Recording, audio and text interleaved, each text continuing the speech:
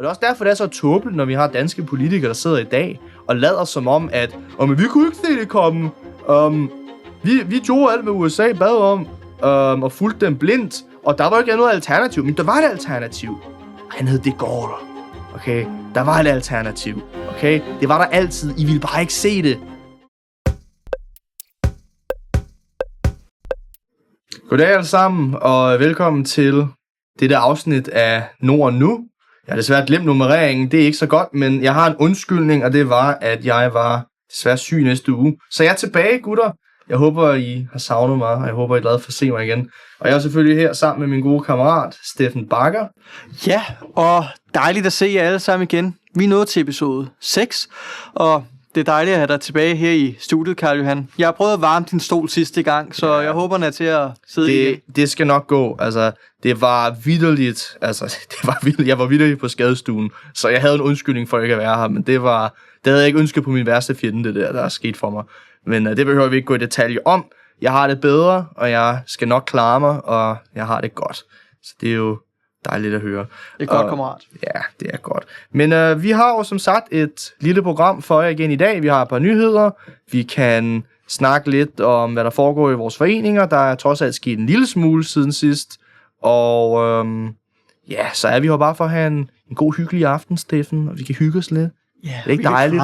Vi kan kramme lidt hinanden og tale om, hvor meget vi elsker Norden, og hvordan vi kan lide nordiske samarbejde, og hvordan at vi nu kan snakke om det i 50 år, og bare snakke, og så ikke lave noget som helst. Vi elsker snak. Vi elsker snak. Vi elsker kaffe, og vi elsker en kaffeklub baseret på snak og Norden. Ja, ironi kan forekomme i denne podcast. Det er jo en dejlig nordisk dyd at kunne sin sarkasme. Nå, men vi skal videre. Der er jo sket spændende ting og sager. Ikke siden sidst, men siden du var her sidst. Der er jo udskrevet valg til Færøerne, hvor vi sidste gang talte med Birgit fra Sambandsflokkurin, som fortalte os lidt om færøsk politik. Og før det, der var du her jo også. Der havde vi jo besøg af Anders Peter Hansen fra Liberal Alliance, som stillede op til Folketinget, og hjælp mig, nu er vi der.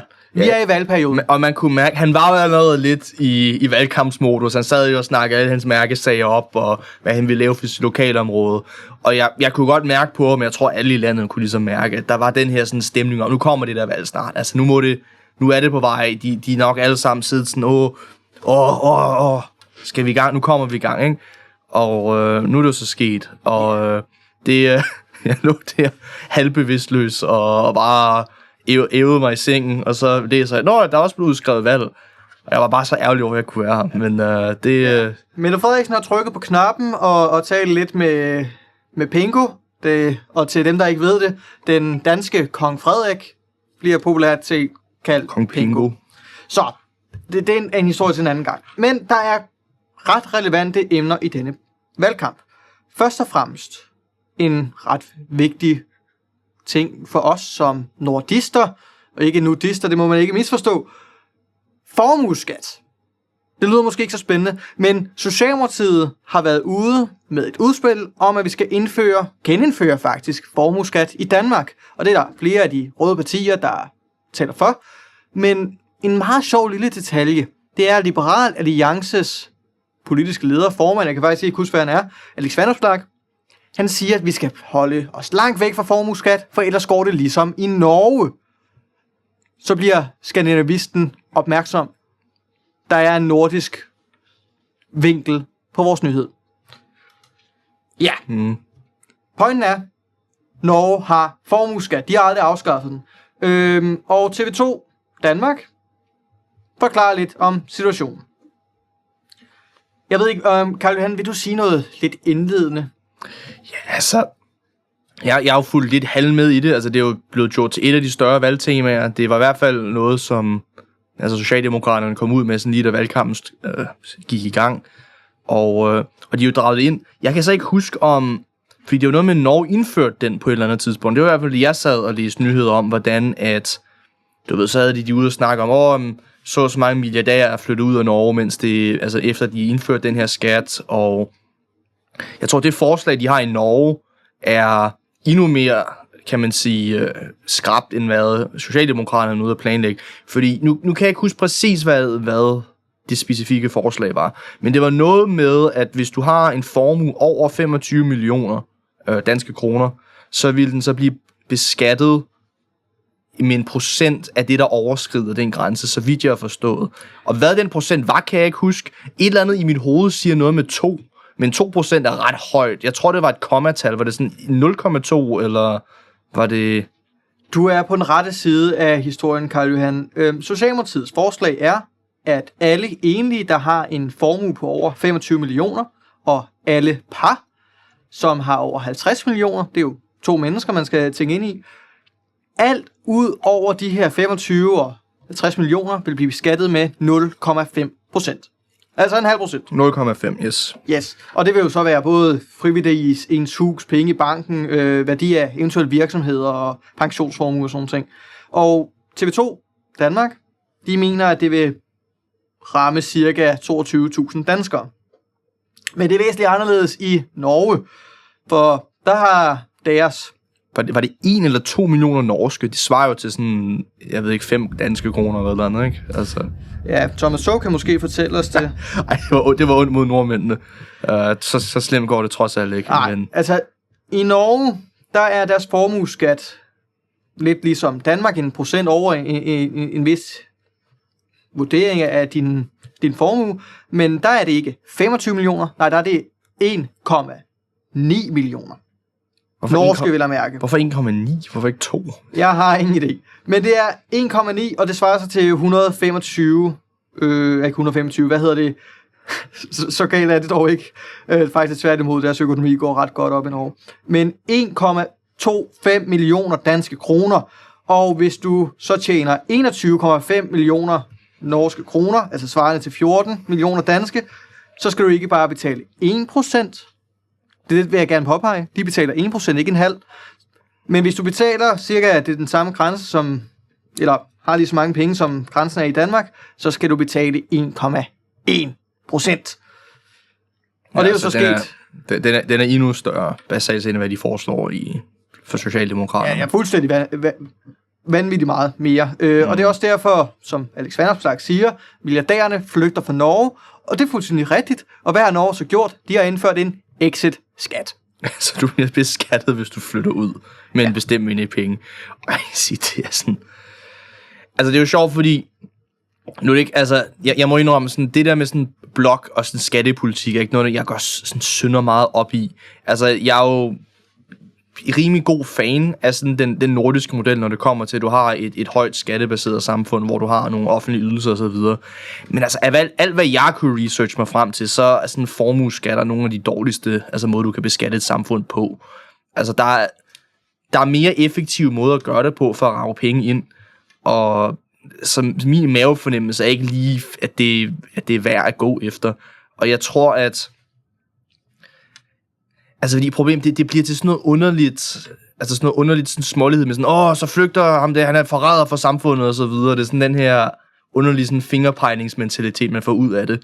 Og jeg har det sådan, ja, jeg ved det ikke. Jeg vil egentlig helst bare være fri, må jeg indrømme. Og det er ikke fordi, jeg er mange milliardær. Det skal jeg allerede måske lige lave en disclaimer for. Det er jeg ikke. Det er ikke fordi, jeg sidder her som... hvad hedder det? Jeg ved ikke hvad. Det vil være lidt ironisk med al din snak om proletariatet. Ja, jeg skulle netop lige til... Så sidder her forleden dag sådan, det er borgerskabet, proletar ja. Anyways, jeg er sådan mange milliardær, champagne-socialist, many such cases, men nej. Ja, men pointen er i hvert fald, at der er kommet en nordisk sag op. Man kan se en vis nordisk bevågenhed, for ellers ville de nok ikke komme til at tale om formueskat. Men generelt er det jo sjovt. Der er faktisk en grund til, at Socialdemokratiet foreslår den her forholdsvis milde formueskat, og Norge har en ret ekstrem formueskat. Og det er på baggrund af vores skattesystemer, der faktisk er lidt anderledes. For i Danmark, der har man en bundskat, man har en mellemskat, en topskat og en top-top-skat. Det er geniale betegnelser, kan I godt høre. I Norge har de på ingen måde den opbygning. De har en bundskat, der er flad, og så har de noget proportionelt oven på det. Og det gør altså, at i generelt, så betaler man mindre skat i Norge, og derfor prøver de at bruge formueskatten til ligesom at opretholde deres samfund, når det ikke lige kommer til oliepenge. Og der må jeg indrømme, jeg har slet ikke sat mig ind i det norske skattesystem overhovedet. Så altså, det er ikke en total flad skat, men det er et meget mere fladt indkomstskattesystem, end man har i Danmark. Ja, altså, det er mere end Danmark, fordi alt er proportionelt i Danmark, stort set. Men pointen er, at de har en bundskat, ligesom vi har i Danmark, men den bundskat er flad på 22%. Det betaler alle. Ja. Og så alt efter, hvor meget du tjener oven på bundskatten, jamen, så bliver det proportionelt i sådan nogle takker. Altså, det er sjovt, når man går ned i skattepolitik i forskellige verdenslande. Altså, proportionelt skatteprocent, altså progressive skatteprocenter, det er ret dansk. De fleste andre lande har en eller anden form for flad skattesystem. Meget interessant. Ja, altså det er jo... Jeg ved ikke rigtig, hvad jeg skal sige. Kan man måske klippe ud. Men, nej, jeg ved ikke, altså igen, jeg er bare så... Jeg prøver at finde gejsten. Jamen, jeg kan godt forstå det. Altså, skattepolitik er ikke på svensk siger de sexist. Men altså, du kan være sexist, okay? Ja, det er dig, der er sexist. De mener, det er frækt, ikke? Nå, sexist, ja. Ja, jeg hører mange mærkelige ting på svensk en gang imellem.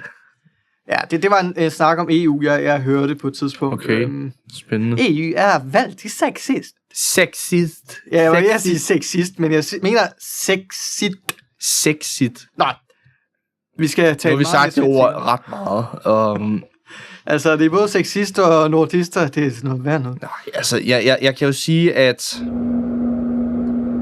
Jeg ved ikke, det er bare... Det er partipolitik, ikke? Det er jo den her klassiske med, også skal vi have sådan et samfund, hvor at, du ved, de rigeste betaler mest, og at, du ved, dem med de bredeste skuldre bærer mest, eller skal vi have et samfund, hvor at, du ved, vi har de her høje innovative folk, som er supermennesker, og dem skal vi holde på, og derfor så skal vi give dem de bedst favorisable forhold, og så kan vi have noget vækst, og så bliver kagen større, og bla bla bla, ikke? Alle de her ting, som, du ved, politik jo i sådan the nitty-gritty jo reduceres til. Og altså, jeg ved det ikke. Jeg har ikke den store holdning. Altså, det kommer ikke til at påvirke mig rigtigt. Jeg er ikke i den indkomstbracket, det handler om. Men altså, jeg vil jo sige, principielt set, så tror jeg, at det vi har brug for lige nu i Norden, er mere industri og innovation. Vi har brug for mere sådan fokus på opbygning af virksomheder. Vi bliver nødt til ligesom, at hvis vi skal være konkurrencedygtige med supermagter som USA og så videre, at altså, hvad skal man sige, altså, Norden har jo i bund og grund brug for den næste Apple, eller Nvidia, eller whatever. Og får man det ved at beskatte den gruppering af mennesker, som bygger de her firmaer op, det ved jeg ikke, om man gør. Det tror jeg måske ikke rigtig er vejen, man skal gå, ikke? Altså, så... Ja, altså man kan selvfølgelig sige, at det er jo ikke en ny ting, men Martin Thorborg, mener det han hedder, det er ham, der er direktør for Harald Nyborg i Danmark.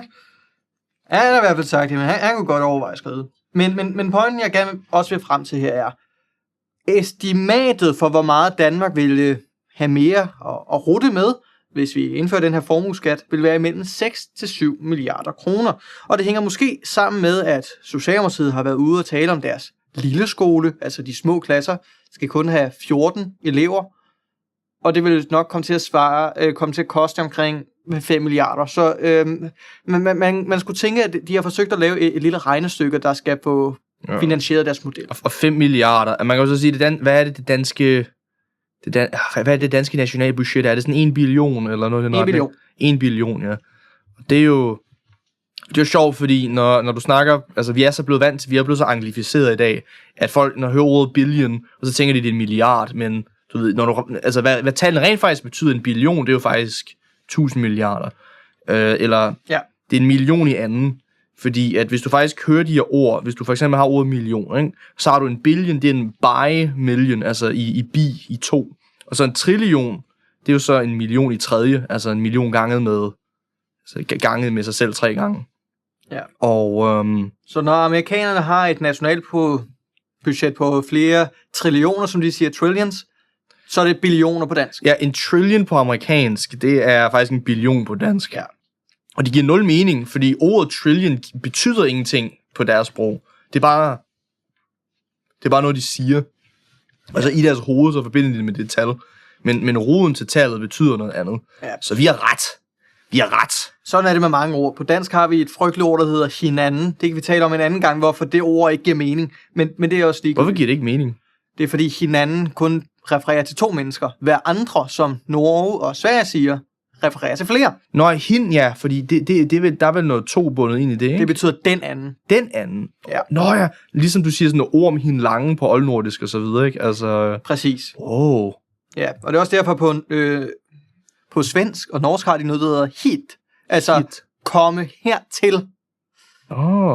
De har det fortsat. Altså på dansk hedder det hid. Kom hid.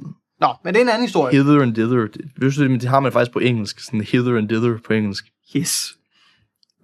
Nå, vi skal jo snakke om skat. Det er det, vi skal snakke om. Ja, jeg tænker ikke, vores forskellige sproglige nuancer er så fantastisk spændende. Eller skriv en kommentar, hvis I synes, for vi vil meget gerne tale om jeg sidder bare her til en desperat prøve at løbe væk fra dansk skattepolitik. Nej, men det kommer af, at sådan, jeg kommer fra en forening, hvor hele pointen er jo, at vi er en tværpolitisk projekt. Og så der med partipolitik er bare ikke rigtig noget, vi sådan beskæftiger os med. Og hvad min personlige holdning om whatever skat kan være, fordi selvfølgelig har jeg jo mine personlige holdninger.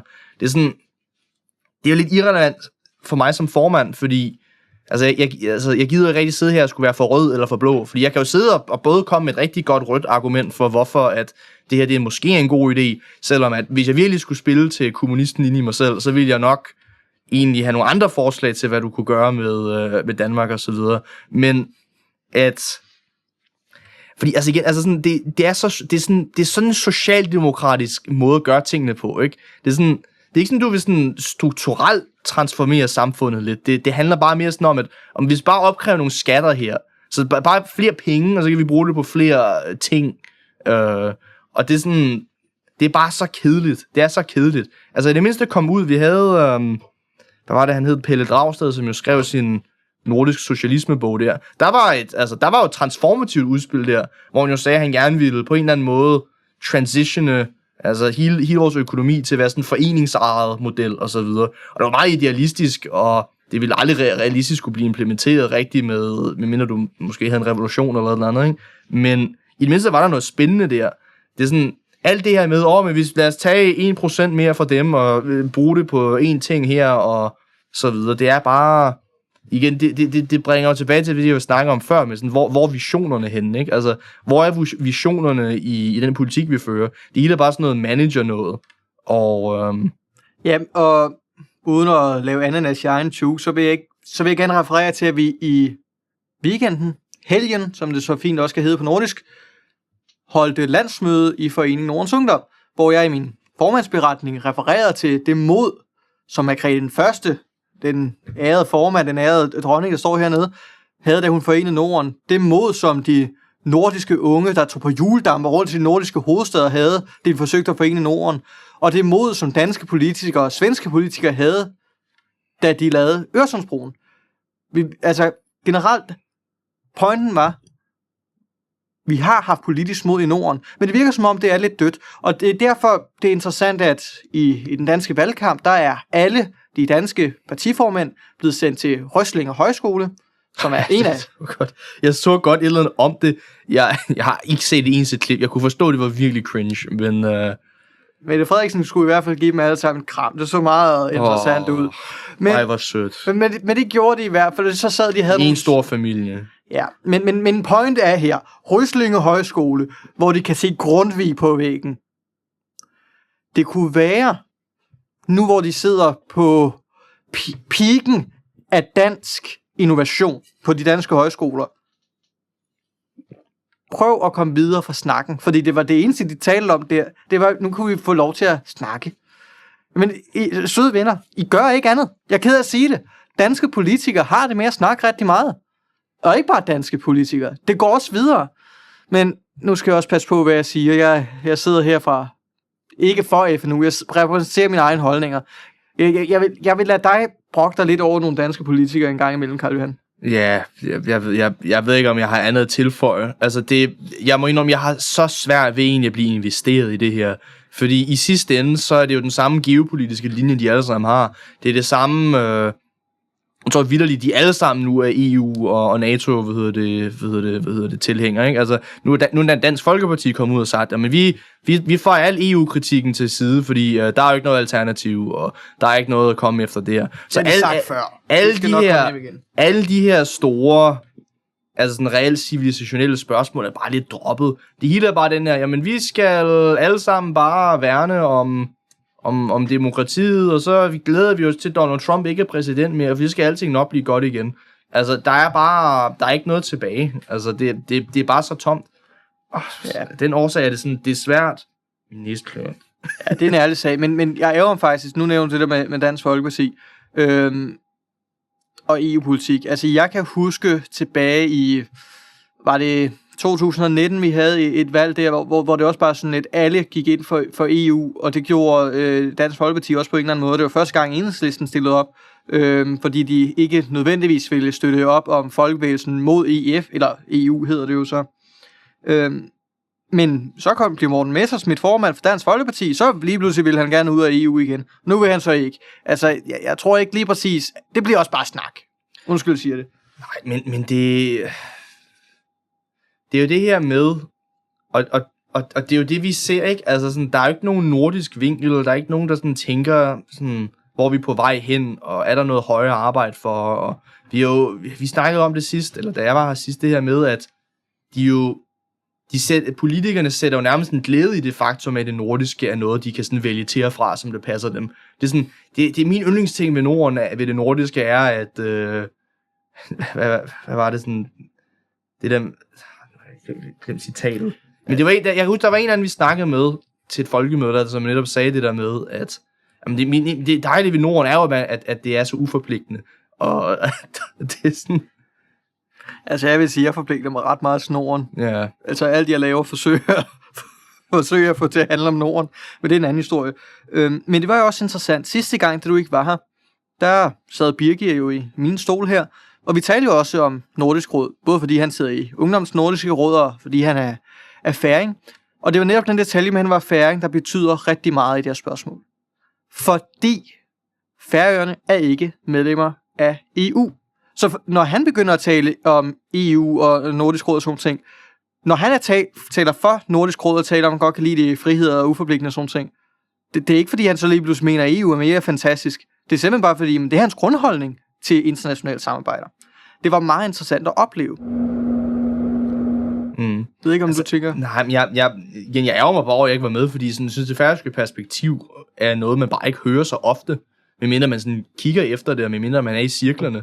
Og jeg gad jo rigtig godt have snakket med netop en færing om, hvordan sådan, de ser det nordiske, og hvordan det, sådan, de integrerer sig i det. Fordi man hører meget danskere snakke om det, og så møder man svensker og nordmænd og så videre. Dem er der jo flere af. Men lige præcis det nordatlantiske perspektiv er jo meget unikt. Fordi de er jo del af den nordiske familie, men på en helt anden måde end danskere og nordmænd og finner og så videre er det. Så... Men han lover at komme igen. Og det håber vi. Det håber vi. Ja. hvis han ser og tænker, at han har lyst. Men under alle omstændigheder, der kom en nordisk vinkel i dansk. Altså, jeg kan jo sige, det jeg finder interessant, og lidt glædeligt over den artikel, hvis vi så egentlig skal fokusere lidt på altså selve subjektet af det her, det er jo, at jeg synes jo, det er dejligt, at trods alt, at man har en form for vidensdeling. Altså, at der er nogen, der siger, hey, det har de prøvet i Norge, som vi jo alle sammen godt ved, at land, der minder om os, og som er ens med os, og som på mange måder fungerer, tænker og taler som os. Og de har gjort det her, og de havde de her erfaringer med det, og det må vi jo så tage lidt ved lære af, hvis vi vil gå i de samme fodspor. Og det synes jeg jo er glædeligt. Jeg synes jo, det er faktisk en glædelig ting, og det viser jo, at danskere på en eller anden måde har det her indboet alligevel en lille smule nordisk bevidsthed, når man læser en artikel. Fordi jeg tror, hvis nogen havde lavet en opslag om, jamen i Portugal har man prøvet det her. Sådan, okay, men altså i Portugal, jeg ved ikke engang, hvad Portugal er, ikke? Altså, hvad har jeg med Portugal at gøre, vil en dansker tænke? Men, altså, fordi den portugisiske politiske oplevelse og verden er slet ikke forenlig med det danske. Og af den grund, så synes jeg jo, det er jo et lille positivt tegn, at der trods alt er den lille bevidsthed, at hey, de har lavet det her i Norge, lad os forholde os til, hvorfor det har gået godt eller skidt i Norge. Og det kan man jo glæde sig over, synes jeg. Det synes jeg er en positiv ting. Fuldstændig. Og således opløftet, der er nordisk politik i dansk politik. Nå, Karl Johan, nu har vi vist talt lidt meget om danske nyheder i en periode her. Skal vi ikke tage over Øresund? Ja, lad os da gøre det. SVT, altså den svenske radio, de kommer med en ret interessant nyhed. Frankrike skaffar flere kärnvapen. Og for den, der ikke er svensk, Frankrig skaffer flere kernevåben, altså atomvåben. Det lyder ret voldsomt, men hvad har det med Norden at gøre? Det er således, at Frankrig vil anskaffe sig nogle flere atomhoveder. Jeg vil ikke sige, hvor mange de har, og de var på også bygge en atomubåd. I hvert fald en til. Var det ikke noget med, at de allerede har nogen? Jo, altså, de har ret meget atomhuller hernede i Frankrig. Så jo, men de vil bygge en ny. Og hvorfor har det relevans for os? Fordi Macron, som er den franske præsident lidt endnu, han har vendt sig ud mod Europa og sagt, er der nogen, der vil være med i det her store atomvedløb, eller hvad søren man skal kalde det? Partnerskab. Og det er jo så vidt jeg har jo fulgt lidt med i nyhederne også. Altså, det er i hvert fald den danske og den svenske regering er med i en år. Jeg ved ikke, om den norske er. Det er de ikke, ryster du på hovedet over. Men du sidder også med nyheden der selv. Fuldstændig. Men hvad er det partnerskabet præcis går ud på, Steffen? Altså, er det at... Fordi jeg læste jo noget om, at de så sagde, at vi stadig ikke ville udstationere, franske atomvåben i Danmark. Altså, det sagde de politikerne jo ret hårdt fra overfor. Så hvad er der funktionelt mere samarbejde med nu? Vi ved det ikke. Vi ved det ikke. Det eneste, vi ved, det er, at den kære Ulf Kristersson, som er den svenske statsminister, har givet besked til Frankrig, at de gerne vil indlede en fördjupad dialog med flere NATO-länder for at stærke Europas sikkerhed gennem Frankrikes nationelle kärnvapen. Så de vil bare gerne snakke igen. Okay, de vil snakke om noget, og det er jo en klassisk EU-nyhed, kan man sige. Men altså, jeg synes jo personligt, at det er meget positivt. Altså, nu mere vi kan komme ind under en atomparaply, som ikke er den amerikanske, desto bedre. Ja, fordi igen, al form for afhængighed af amerikanerne er en strategisk svaghed at this point. Altså, det er at udstille os selv, og særligt når amerikanerne de sidder og gør krav på nordiske territorier, ikke? Ja. Og jeg er glad for, at du fører den amerikanske vinkel, fordi artiklen her gør det ikke. De siger bare sådan lidt uskyldigt. I den indgår blandt andet muligheden for europæiske allierede, der i blandt lande som Sverige, Danmark, Polen, Belgien og Nederlandene, at deltage i øvandet af den franske afskrækningsformågan. Altså, vi vil gerne hjælpe Frankrig i deres afskrækningskraft. Ja. Altså, jeg vil jo sige, jeg har altid beundret den franske udenrigspolitik. Man kan så sige alt, hvad man har lyst til om deres deres egne imperialistiske eventyr i Afrika og så videre. Personligt er jeg virkelig, virkelig ikke fan af det. Det tror jeg, der er få danskere, der nok er. Men essensen af fransk udenrigspolitik har jo været siden 2. verdenskrig. Uafhængighed og suverænitet. Franskmændene ville jo aldrig, altså fra start ville jo aldrig, altså gik jo aldrig med på, at nu skulle Europa bare styres fra Washington, selvom basalt set hver eneste anden europæiske regering bare bøjede nakken og sagde, min herre, jeg elsker dig så højt, jeg vil gøre alt for dig. Franskmændene kunne finde ud af at stå med ret ryg og så videre.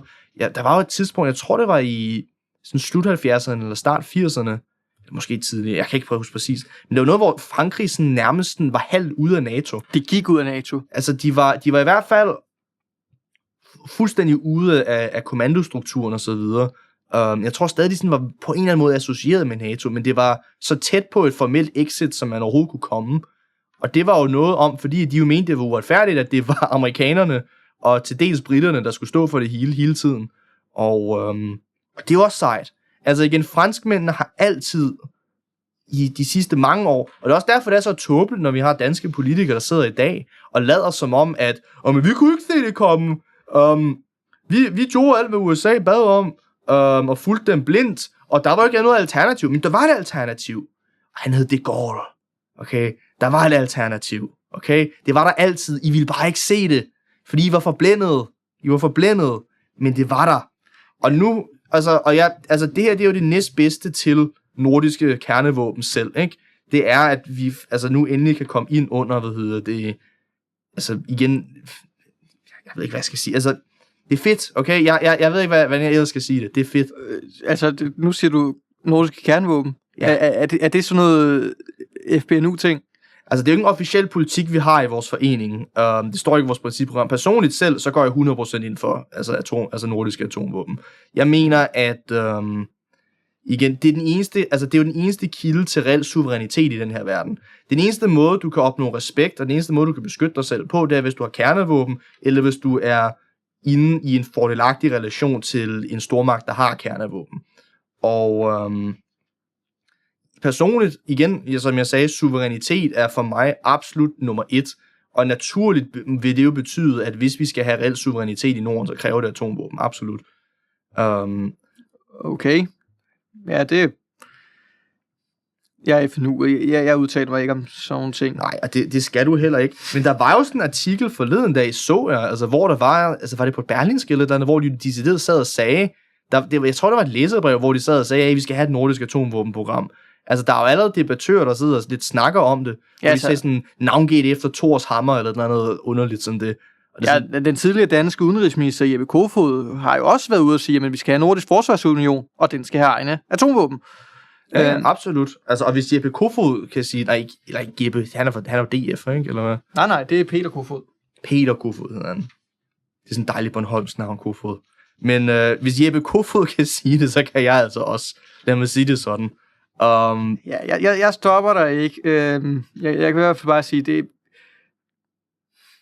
måske som FNU kan jeg være bekymret for den tendens, som så vil komme til at ske i Norden, altså at vi vil komme til at kunne prøve at lege et lille bitte stormagt, uden at være det. Altså, hvordan kan vi bedst forsvare os selv? Altså, nu skal jeg passe på, hvad jeg siger. Det ender næsten med at komme til at lyde som den danske neutralitetspolitik under 1. verdenskrig og 2. verdenskrig. Det skal man være forsigtig med. Altså, fordi hele den der ånd med, vi er så små, vi kan ikke beskytte os selv, vi skal bare være... Altså, jeg går ind for, jeg kalder det smagenpolitikken, og det er jo, at smagen er smuk, den er regal, den er sød, den er buttet, den er nuttet, men den kan brække din arm. I hvert fald ifølge savnene. Spoiler, det kan den faktisk ikke. Men vi holder os til fantasien, den kan brække din arm. Og når man siger det sådan her, den internationale geopolitiske svar på at brække din arm, det er atomsprænghoveder. Det er så kort er den. Og altså, hvis nu træder man jo ud i farlige vande, men altså, hvis atomvåben ikke var nøglen til suverænitet, så ville det jo ikke, altså så ville det jo for eksempel ikke være en kæmpe kontrovers om, og nu en krig over, at Iran prøver at udvikle atomvåben, måske. De påstår, de ikke gør det, men jeg ved ikke, om jeg stoler på det, fordi de ved de samme ting, som jeg gør. Og det er jo, at hvis du har atomvåben, så bliver du ikke fucket med. Så holder folk sig væk fra dig. Og når du ikke har atomvåben, så er det lidt frit lejde. Hvis du ikke har venner, og det ser vi jo lige nu, at der udbrød jo krig i Iran her for næsten en uge siden, ikke? Det var der også, da jeg lå og sov på skadestuen. Men der kan du se, der er amerikanerne gået ind nu, og de tæppebomber landet og så videre, og de sidder og smider missiler frem og tilbage over Mellemøsten, ikke? Og det er jo en konsekvens af, at de netop ikke havde et afskrækningsmiddel. Og jeg har ikke lyst til, at det skal ske i Norden på noget som helst tidspunkt, så derfor vil jeg gerne have et afskrækningsmiddel. Lad mig sige det sådan. Ja. Vi må jo også se, hvad der sker. For mig bekendt er der også Indien og Pakistan, som begge så atomvåben, og de slås konstant. Men heldigvis er det ikke kastet nogen atomvåben nu. Det er da altså noget. Og man kan jo sige, jeg ved jo godt, der var jo særligt i den nordiske verden, og det er også derfor, du som FNU jo selvfølgelig er meget bekymret om det, den her tilbage i sådan 60'erne og 70'erne og 80'erne, den her neutralitetspolitik, hvor at sådan, man gerne vil være med i NATO, men alle de der beskidte ting som atomvåben og for meget oprustning, det vil man ikke have her. Nej, det vil vi ikke have her. Vi vil gerne have Norden af en lavspændingszone, har jeg hørt det udtryk brugt mange gange før. Og man kan sige, jeg sympatiserer jo over for tanken bag den her idé om, at jamen, hvis der ikke er nogen, altså hvis vi ikke har atomvåben her, og de er ikke involveret i det her område som et krigsteater, jamen så vil en fjende heller ikke bruge det, hvis de ville trænge ind her. Men Men det har vi jo set af løgn, fordi amerikanerne har jo lavet trusler mod os her det sidste års tid. Og i sidste ende, altså den eneste grund til, at vi jo ikke har grænseskirmishes med russerne, er også fordi, vi er med i NATO. Vi har nogle allierede med atomvåben, hvor russerne godt ved, at det vil jo eskalere tingene, hvis de gik ind. Så jeg tror desværre, at den her sådan meget høje fredstanke er sådan lidt naiv. Og det er ikke for at sige, at fred er naivt, fordi fred går jeg 100% ind for. Jeg går jo ind for et Norden, som holder sig ude af de her geopolitiske ting. Altså for eksempel det, der foregår i Iran lige nu. Jeg er jo virkelig glad for, at det er så upopulært, og vi ikke har en Anders Fogh til at rive os med i endnu en krig der. Altså det er jeg virkelig taknemmelig for, at vi ikke har sådan nogle mennesker i vores regering lige nu. Men igen, jeg ved ikke, om jeg har meget andet at sige der. Altså, jeg støtter 100% op om det. Altså, jeg synes, det er en fantastisk ting, at franskmændene nu begynder at prøve at tage en, større beskyttelsesrolle over sig her i Europa. Fordi vi har brug for det. Altså, særligt hvis vi også skal stå over for amerikanerne en eller anden dag. Og jeg vil jo sige, at det eneste, man så kan blive bekymret for, og det er jo også derfor, jeg er pro, at man samtidig også bygger nordisk suverænitet op, det er jo, at som jeg jo lidt kom ind på før, franskmænd er jo heller ikke en neutral geopolitisk magt. De er jo heller ikke den her blide engel, som bare vidste det godt på en måde. Altså franskmændene havde og har stadig deres eget imperie i Afrika, hvor de jo havde hele det her system ved, at de tvang de her afrikanske lande til at have den her, valuta, som ligesom var koblet op på den franske valuta på en eller anden måde. Produceret i Frankrig. Ja, og produceret i Frankrig, altså, hvor de basalt havde en masse klientstater, og de jo stadig i dag i mange af de her vestafrikanske lande har en form for indflydelse. Og nu er der jo ved at komme de her folkeopstande og de her militæropstande imod det, de har haft en del antifranske militærkup i. Og det er jo, jeg er ked af at sige det, altså jeg ved, der er Mali, men min geografi dernede er desværre ikke så god. Det er undskyld afrikanere. Jeg tror, jeg er lidt bedre geografi, men jeg er ikke sikker på, hvilke lande, som faktisk har den her opstand. Nej, men altså, det var sådan en helt dominoeffekt, hvor du havde militærkup på militærkup i mange af de her vestafrikanske lande. Og selvfølgelig er russerne jo involveret på en eller anden plan, fordi at geopolitik er jo en eller anden form for skak. Så hvis du har en gruppe, som har en modstander, så er det jo naturligt for, dem. Så er det jo naturligt for en stormagt, som er modstander af den stormagt, ligesom at gå ind. Og det er jo den samme grund til, at amerikanerne i Europa jo støtter Ukraine, fordi de er geopolitiske modstandere af Rusland, og derfor så går de jo ligesom ind i Ruslands konflikter og ligesom blander sig der. Og på samme måde har russerne så jo blandet sig ned i Vestafrika, hvor de har støttet de her oprørsgrupper for ligesom at vælte de her franskledede regeringer.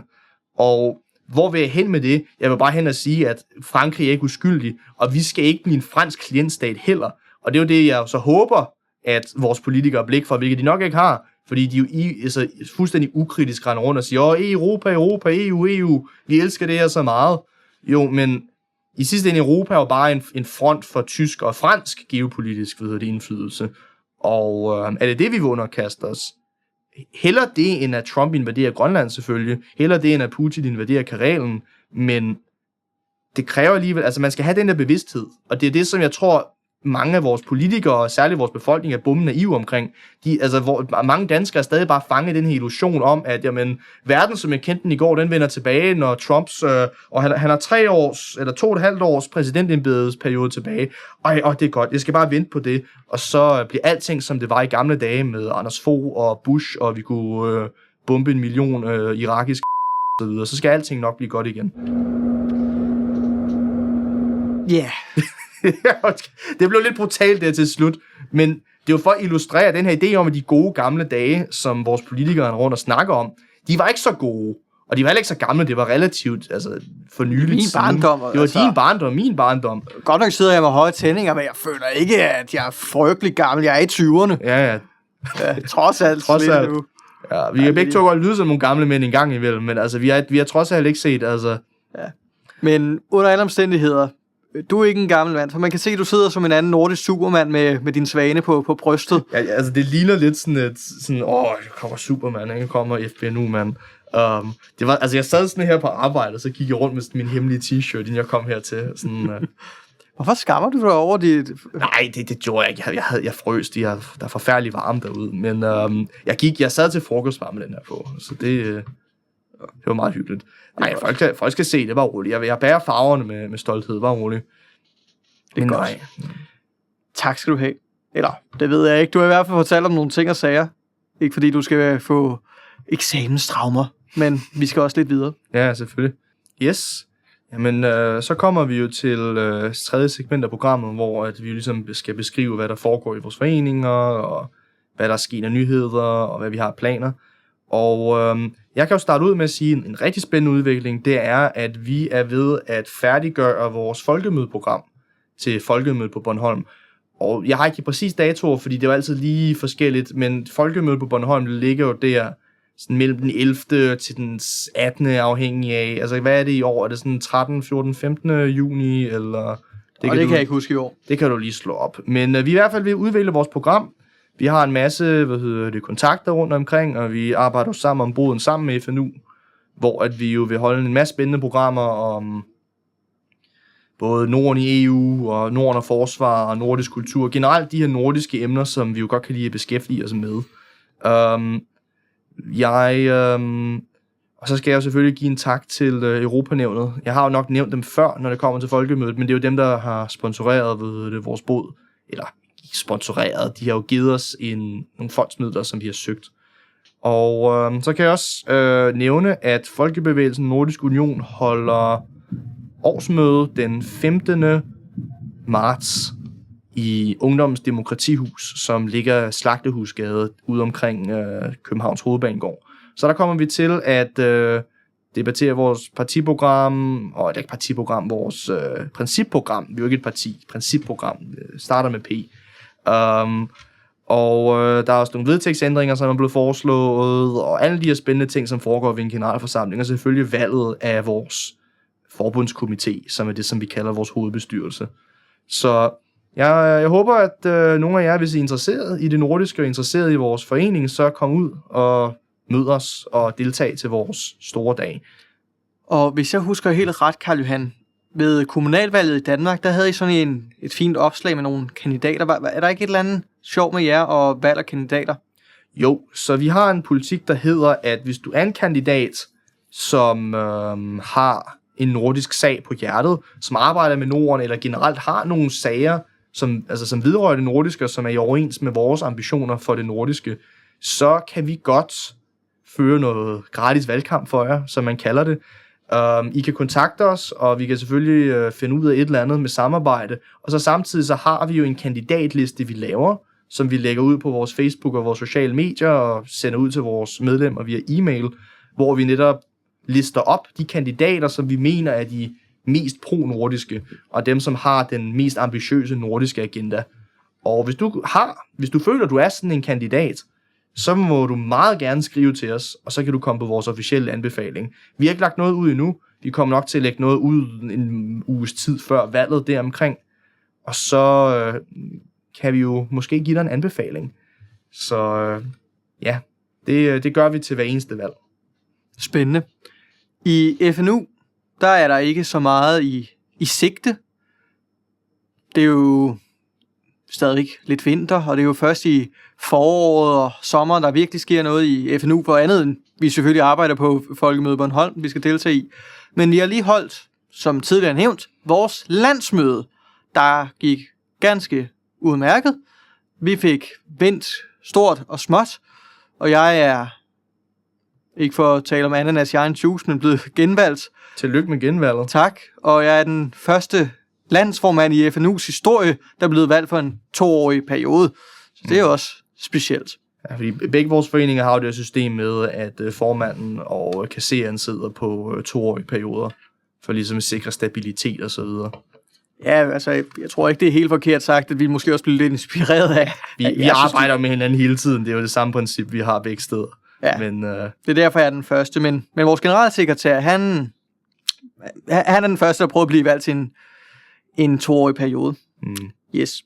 Men jeg skal vende tilbage, så snart vi ved noget mere fra vores lokalafdelinger. Men jeg vil alligevel komme med en lille opfordring her på falderebet. Nu har vi haft besøg af en færing, der stiller op til valg. Vi har haft besøg af en dansker, der stiller op til valg. Og jeg har hørt en lille fugl synge om, at der også kommer valg i Sverige. Både på regionalplan, kommunalplan og landsplan. Det er noget, man gør i Sverige. Hvis du er svensk kandidat til et af disse forskellige valg, kontakt os, hvis du vil komme med herind og tale lidt om dig og din politik. Vi vil rigtig gerne høre fra dig. Det er faktisk rigtigt. Der var nogen, der bankede på min dør forleden dag, som kom fra de svenske socialdemokrater eller et eller andet, og sagde, det kom i sådan nogle røde hatte, jeg kunne se dem gå rundt ud på gaden. Jeg var meget forvirret, fordi sådan, er det sådan en nisse-meetup, hvad foregår der? Men så bankede de på døren, så var det sådan socialdemokrater, og så jeg er dansk statsborger, jeg kan ikke stemme på jer. Okay, og så gik de. Men hvis der er regionalvalg, så kan jeg jo faktisk godt, når jeg bor i skolen. Fordi at som EU-borger, eller som dansker og EU-borger, så hvis du bor i Sverige, så kan du godt stemme til kommunalvalg og så videre. Det kan du også i Danmark, hvis du er EU-borger. Efter man har boet der i 4 år, meget bekendt. Okay, men så skal jeg jo lade være med at ødelægge deres valg. Jeg ved ikke lige med Sverige, men sådan er det i hvert fald i Danmark. Det må jeg se. Det kan være, at svenskerne er mere liberale på den front. Det vil ikke være første gang. Nej, Sverige er et meget interessant land. Ja. Man måste älska Sverige. Jeg elsker svenskerne. Svenskerne er dejlige, okay? Vi elsker vores svensker. De er hyggelige. Ja. Og jeg håber, det er god opfordring. Vi vil jo helst gerne have nogle flere nordiske perspektiver på, og nogle flere svenskere. Det vil jo være dejligt. Fuldstændig. Og for at gøre det tydeligt, vi sidder jo her i Ballerup, som er forholdsvis tæt på Skåne, så må ikke det kunne gå. Vi giver en burger, hvis du kommer med god tid. Ja. Kan man lokke lidt med noget mad. Ja. Men jeg ved ikke, om der er meget andet at snakke om. Altså, det har været lidt et kort afsnit, desværre, men sådan skal det jo være en gang imellem. Man skal jo ikke sidde og kede folk ihjel, hvis man ikke har et stort program. Men apropos korte afsnit, altså nu har vi lige haft 2 afsnit, der har været forholdsvis lange med gæster, men det er forhåbentlig ikke det sidste. Du behøver ikke være svensker for at komme og være gæst i vores program. Skriv til os. Skriv en kommentar med nogle spørgsmål, eller hvis du har noget at byde på, kom. Ja. Vi vil gerne tale med dig. Og I kan selvfølgelig også finde os på fnu.dk og hedder det nordisk-union.nu, hvis I gerne vil læse mere om os. Men jeg har ikke mere tilføje til i dag, så jeg har været Carl Johan Lausten Knust fra Nord Nu sammen med Steffen Bakker. God aften.